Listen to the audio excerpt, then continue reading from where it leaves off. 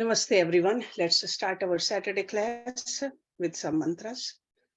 Om Parthaye Pratibodhitam Bhagavata Narayan Swayam Vyasen Gratitam Puran Munina Madhye Mahabharatam Advaitam Ritvashini Bhagavati Mashtadashadhyayani Am Tvamanusandhami Bhagavad Gita Bhavatveshini Namo Astute Vyas Vishal Buddhe Full Arvind Ayat Patra Netar येन तव्या भारत तैल पूर्ण प्रज्वलितो ज्ञान मया प्रदीपः परपान पारी जाताये तोत्र वेत्र एक पानये ज्ञान मुद्राये कृष्णाये गीता अमृतुहे नमः सर्वोपनिषदो गावो दोग्धा गोपाल नंदना पार्थो वत्सा सुधीर भोक्ता दुग्धम गीता अमृतम महत वसुदेव सुतम देवम कंस चानूरमर्दनम देवकी परमानंदम कृष्णम वंदे जगत्गुरुम भीष्म द्रोण तटा जयद्रथ जला गांधार नीलोत्पला शल्य ग्राहवती कृपेन वाहनी कर्णेन वेलाकुला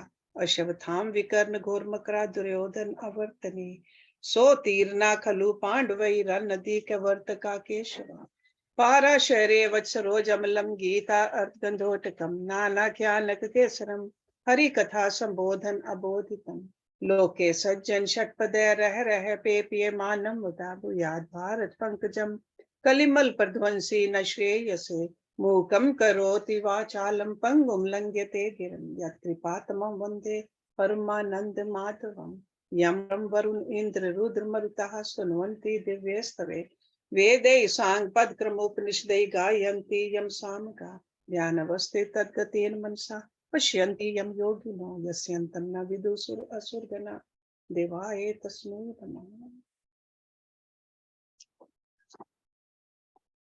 Chapter 12, Bhakti Yoga.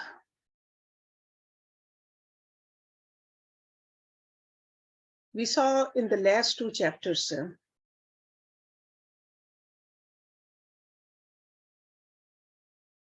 through discussion, Lord Krishna is satisfying Arjun's skeptic nature. He gave him several examples where God can be found. And then in the last chapter, chapter 11, he gave him actual demonstration of the Lord's cosmic form. So now Arjuna is feeling this urge to conquer the kingdom divine within himself. He's at that point. Because in the last verse of the previous chapter, Lord Krishna said, Mat karam krit mat parmaha mad bhagata sang varchita nirvaira sarvabhuteshu yasamam eti pandava. He who does actions for me, who looks upon me as the supreme, who is devoted to me, who is free from attachment, who bears hatred towards none, he comes to me. So that's like a complete union with the soul, with the God.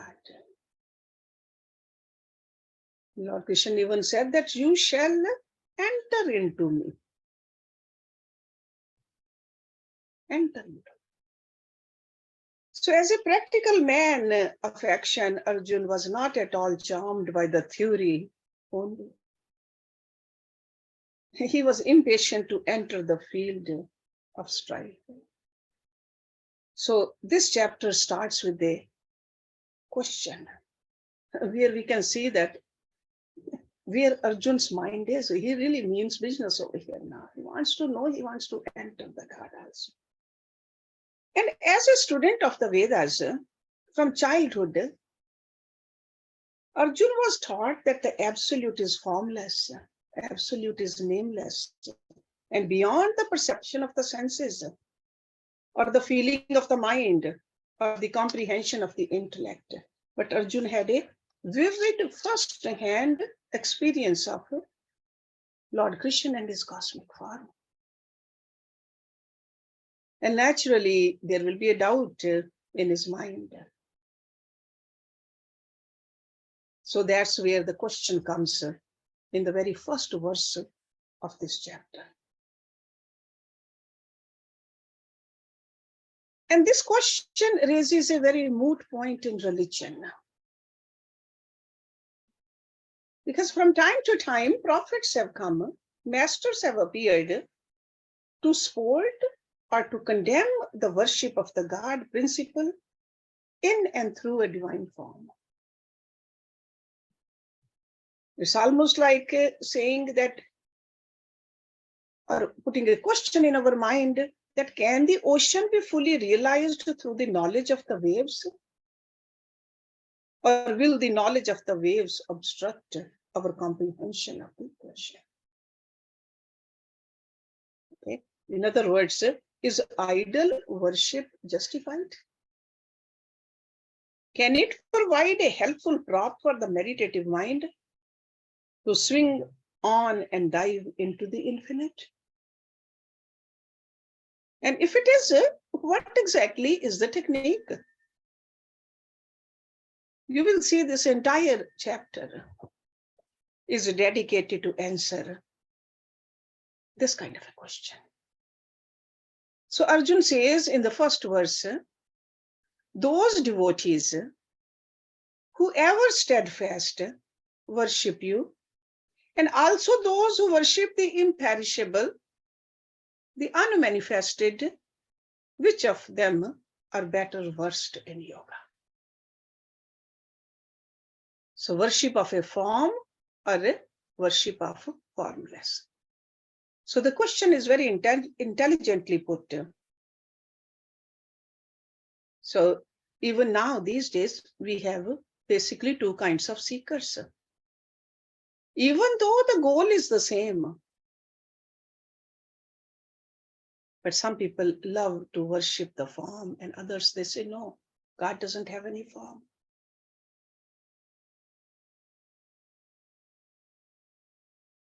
The object that can be brought within the perceptible powers of our sense organs are called manifested. Remember that. Because this term comes manifested and unmanifested, or vyakt and avyakt. So this great controversy exists even today. And Lord Krishna starts his discourse explaining or answering this question of Arjuna. He says, those who fixing their mind on me, worship me. So over here, when he says me, that means a form. Ever steadfast and endowed with supreme faith, these, in my opinion, are the best in yoga. So this is verse number 2. So in this very opening verse, Lord Krishna points out 3 conditions, actually, if you look at it. It just does not say that worship of the form is highest. He talks about these conditions that are absolutely necessary in order that devotion yields its promised dividend. Number 1, fixing their thoughts on me. And we all know that thought is the content of our subtle body. Because both the mind and the intellect are nothing but the thoughts. And the word used here in the verse is aveshya. So that's not just merely a thought contact, but actually a thought penetration. That is aveshya. May aveshya mana ye mam nitya yukta upasate. This is the part of that verse. And the second condition is ever self-controlled. So that means there got to be a sufficient balance in that person to exercise regular self-control and worship the God. So self-controlled and worship me. This is called upasana. It's an inward act of attunement with the higher principle. And the third condition, he says, is with supreme faith, the Shraddha. My belief in something I do not know, so that I may come to know what I believe in, that is Shraddha. So perfect faith, ever steadfast in worship, and mind totally merged with the concept of the Lord. These are the three conditions he talks about. Then are not the others yogis, the people who worship the formless?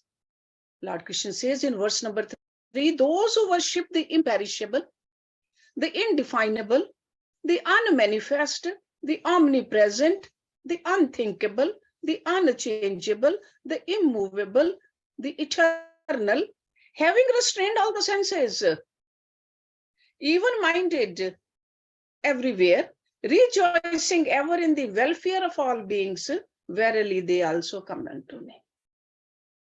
So you can see that in verse number 3 and 4, he talks about the worshipper of formless.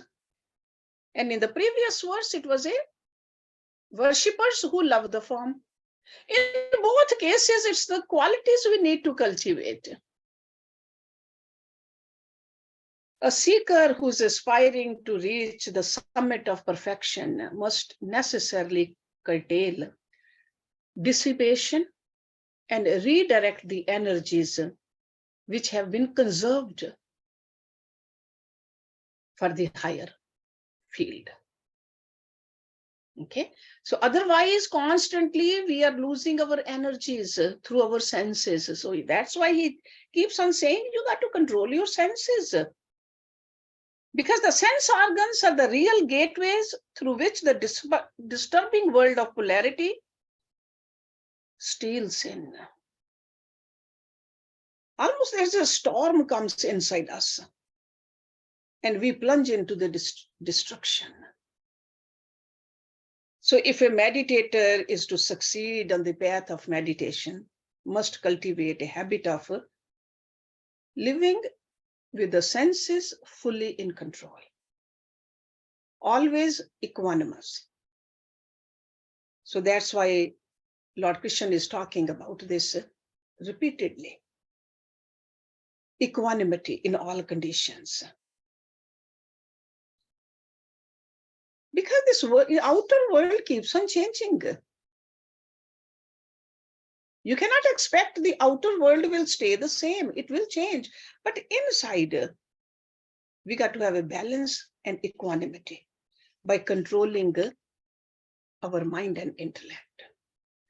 In fact, he uses the word sambuddhi, even-minded. And another thing he says in these two verses, intent on the welfare of all beings. So this is also a qualification for a devotee who is worshipping the formless. He should ever be self-dedicated in serving at his best to all beings, welfare of all beings. It's almost like a love for all beings becomes his creed.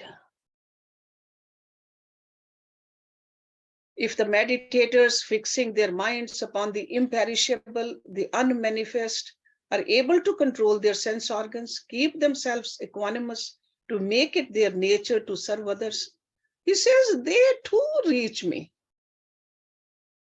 So he's declaring it over here, the qualities which needed to be cultivated.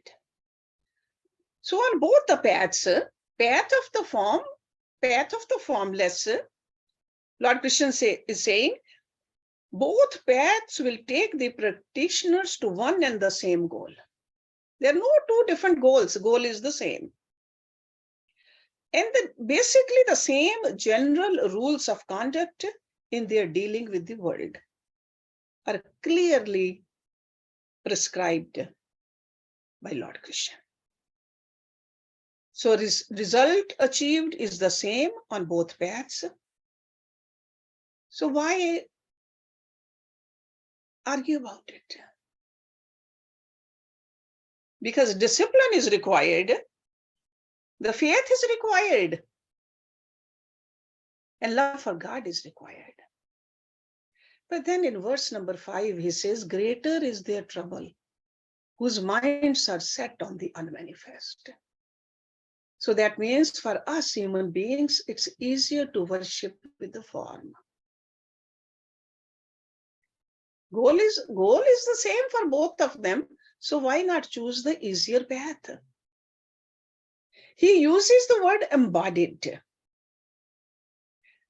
Embodied means those who are attached to their bodies. And most of us are.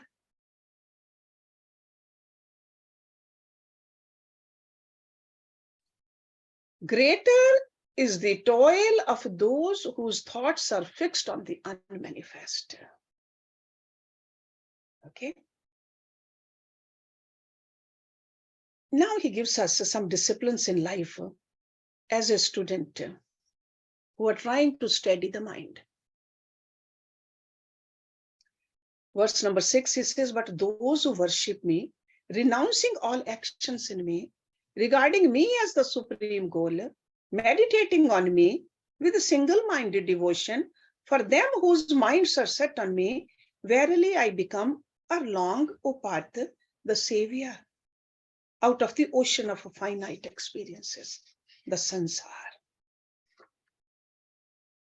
So in other words, if we do our part, God is always ready to do his part. But Lord Krishna is prescribing here certain definite conditions to be faithfully followed by all devotees upon the form of the Lord. So he says, those who worship me, renouncing all actions in me. So that means you got to learn how to end your own individual limitations and identify yourself with that for which we renounce. It's almost like an ordinary person. When he has been given the post of an ambassador of his country, he becomes a mighty personality in the foreign lands. Because that person will talk, act, express the will of the entire country. The same way a devotee of the infinite Lord surrenders himself totally at Lord's feet and acts as a representative of the will of the Lord. Just like when Hanumanji, when he went to Lanka, or when Angad sent right before the war in the court of Ravan. So this devotee becomes not only divinely dynamic, but in and through his actions aware of the presence and grace of the universal spirit. That's what he says regarding me as the supreme goal. So a devotee is advised not to take up religion as a part-time entertainment or as a temporary escapism, but consider the Lord as the supreme goal to be achieved in this lifetime. And another word he uses over here, ananya. That means without otherness. It's also called a unswerving yoga. So Lord Krishna is advising here ananya yoga, a yoga in which the goal is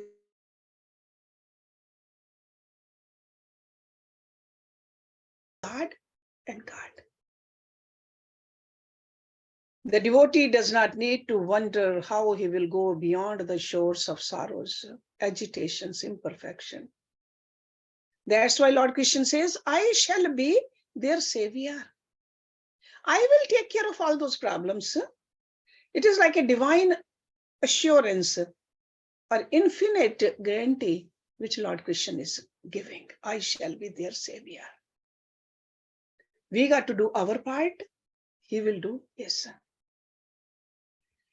Verse number 8, he says, fix your mind on me only. Place your intellect in me. Then you shall no doubt live in me alone. So it's not a physical act. It is a subtler art which needs to be developed in our inner personality. So it almost like both head and the heart to the same enchanting form would be the secret of harnessing the entire inner personality. Fix your mind on me alone. That the key word is alone. The mind cannot contemplate on any theme that cannot be conditioned by the senses.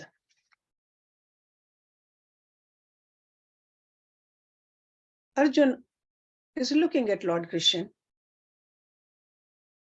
It is almost showing his helplessness to accomplish these two seemingly simple but practically impossible conditions. And that's why Lord Krishna is giving alternative also.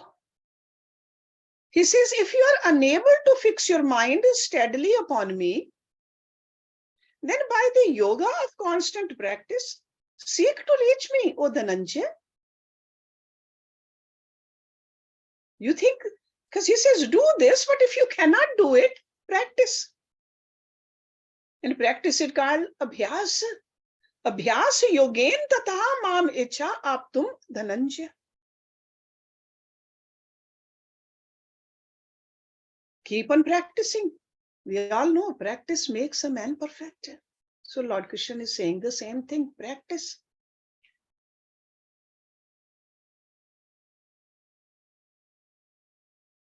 And if this is also not possible, then he says in verse number 10, if you are unable even to practice, be you intent on performing actions for my sake. Even by doing actions for my sake, you shall attain perfection. We are in a karam yoni, we do several actions all day long. So he says, do it for my sake. If a meditator is agitated, it's better to just get up and start doing the seva. So he is advised to surrender all his actions into the Lord in a spirit of dedication. Whatever the action is, do it for Lord. So what does it really mean? That means when whatever the result is, because you did it for God, do not get disturbed. Whether there is a success or a failure. In success, do not jump up and down. Don't think it's your success.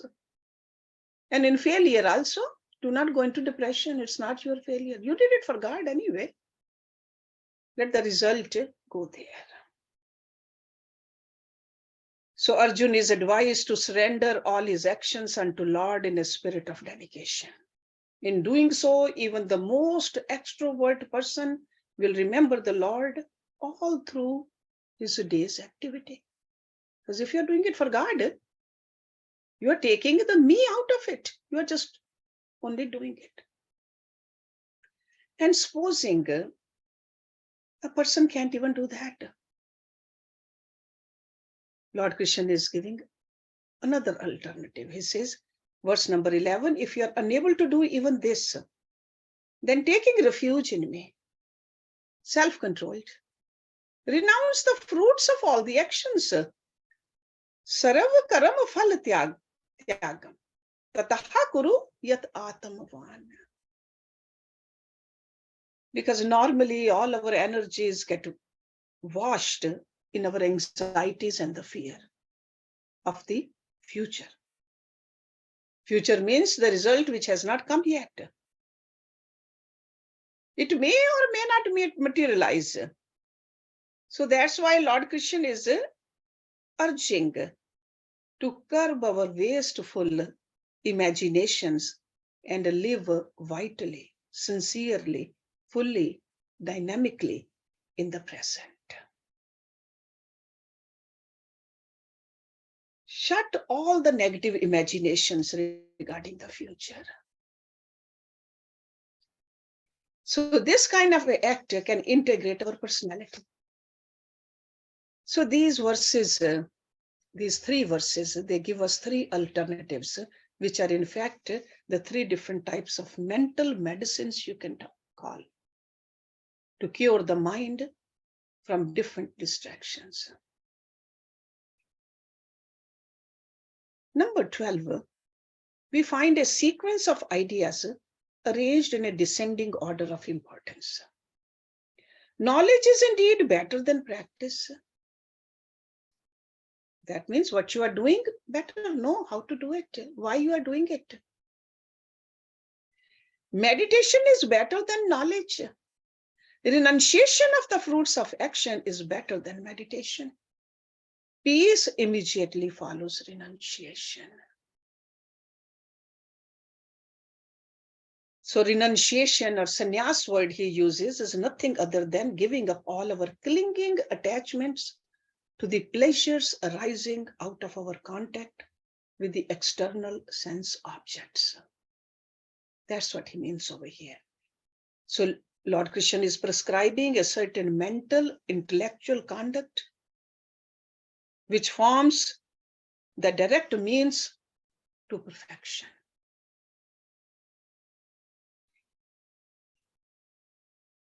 Now, from verses 13 to 19,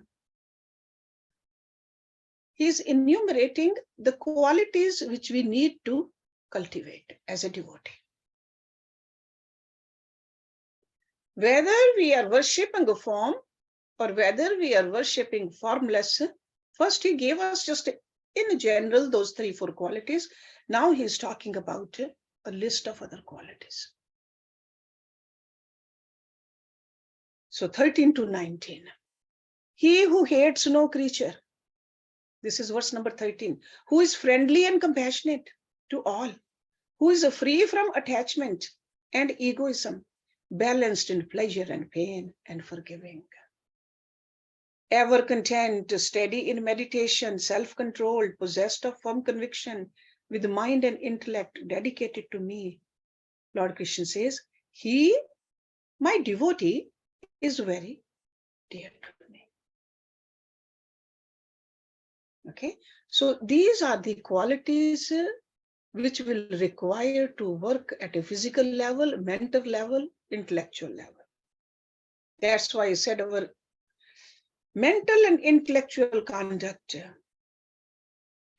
that becomes a means to become a lover of God. So characteristic features he is enumerating of a devotee, or you can call it a man of perfection.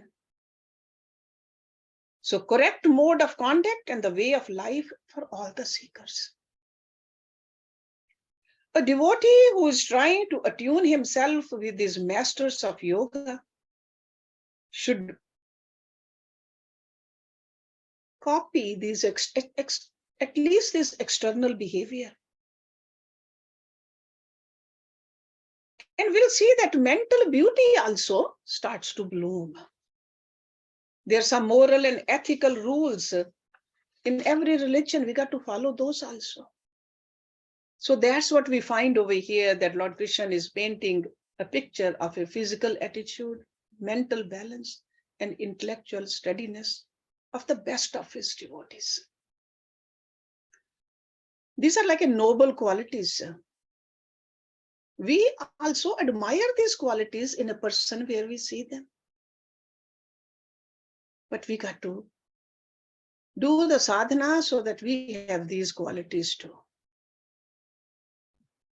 Especially when he says, I am very dear to the man of wisdom.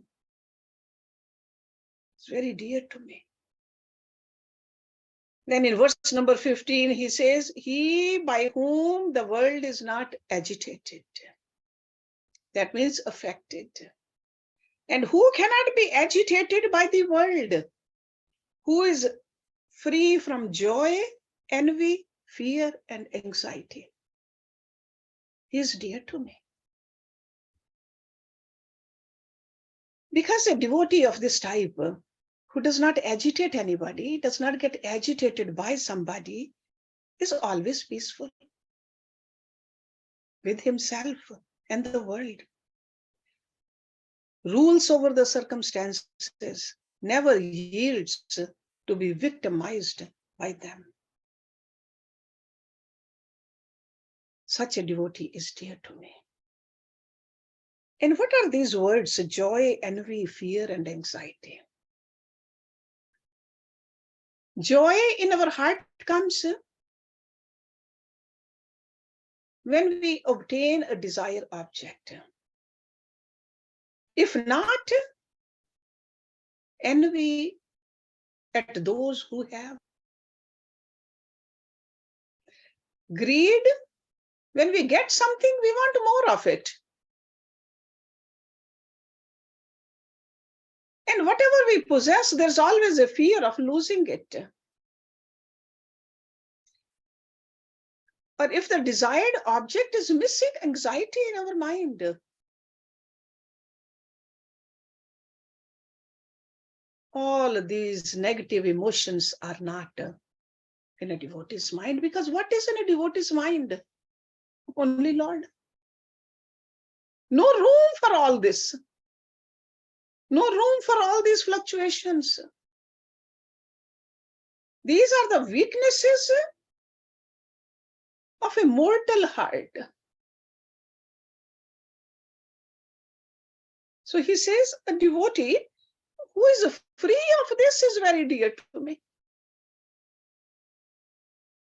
Continuing the same topic, the Lord declares in verse number 16, he who is free from wants, pure, alert, unconcerned, untroubled, renouncing all undertaking, he who is devoted to me is dear to me. Free from wants, the Sanskrit term for this, anapeksha. Because a true devotee does not depend upon either the objects of the world outside or their patron or their relationship with themselves. And the unconcerned attitude is meant here to this devotee wants to economize the mental energy. Because small difficulties, simple illnesses, discomforts, they'll come. They are very natural part of our life. So devotee overlooks these little pinpricks of life with an attitude of indifference. It's called udasin. Renouncing all undertaking, sarv arambh parityagi, that really means devotee renounces this egoistic sense of self-importance, that I am starting something. Because no undertaking in a life is a new act that has an independent beginning or end, if you look at it. A devotee of truth is ever conscious of this oneness of the universe, always work in the world only as an instrument of the Lord, not as an independent agent that I am doing it. Any kind of undertaking. Number 17. He who neither rejoices nor hates, nor grieves nor desires, renouncing good and evil, full of devotion, is dear to me. So in other words, a perfect devotee is one who has lifted himself from the world of his mind, intellect, and has awakened to his inner spirited nature. These are the ordinary experiences, joy, sorrow, pain, pleasure. And these are the experiences which give us the restlessness in our life. Because rejoice is what? Joy is the feeling of satisfaction or the fulfillment on obtaining a desired object, as I said earlier. Grief is, we experience grief when some beloved object has been taken away from us. It could be a person, it could be a situation, it could be a physical object. Number 18, he who is the same to foe and friend. enemy and friend. And also in honor and dishonor, who is the same in cold and heat, and in pleasure and pain, who is free from attachment. And in verse number 19, he concludes this, to whom insults and praise are equal, who is silent, content with anything, homeless, steady-minded, full of devotion, that man is dear to me. Enemy and friend, that estimation of our relationships is generally our own psychological reactions towards others. We put that estimation, this person is my friend and this is my enemy. And a man of perfection, a devotee of this caliber, is one who is not identifying himself with his mental estimation of people or things. He maintains a uniformity of attitude towards everyone, because he's looking at the God in everybody. It's the same God everywhere. And honor and dishonor refers to our intellect. Heat and cold are the experiences of the body. A true devotee is unagitated because he is free from attachment, immune to the insults and praise. He is silent. Physically also, that means a person of few words, but mentally mainly steadfast in his intellectual understanding of the goal, ever striving to attain his divine ideal, because that goal is so clear in his mind. He doesn't want any kind of a obstruction in that goal, because that Bhagat keeps on dwelling on that. And Lord Krishna says that man is dear to me. Altogether, 36 qualities of a true Bhagat in these verses, from verse number 13 to 19. We can see his relationship with the world outside, his psychological life, his intellectual evaluation of the world of beings and happenings. That's what Lord Krishna is mentioning. In the last verse of this chapter, Lord Krishna says, they indeed who follow this law of life, immortal dharma, dharma amritam,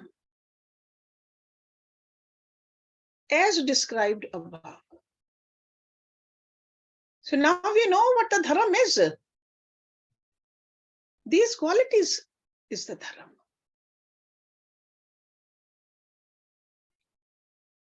Endowed with faith, regarding me as their supreme goal, such devotees are exceedingly dear to me, he says.